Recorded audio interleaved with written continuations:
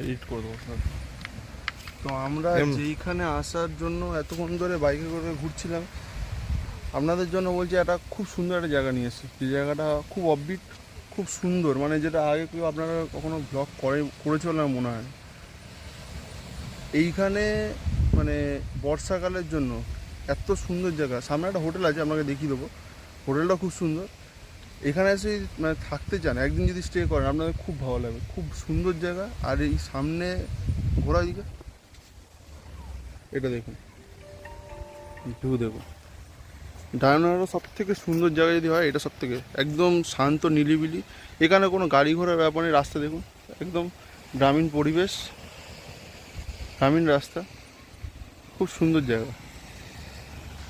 একটু ভেতরের দিকে, একটু না অনেকটাই ভেতরে, একটু ভেতরে বলাটা ভুল হবে, কিন্তু হ্যাঁ যদি আসে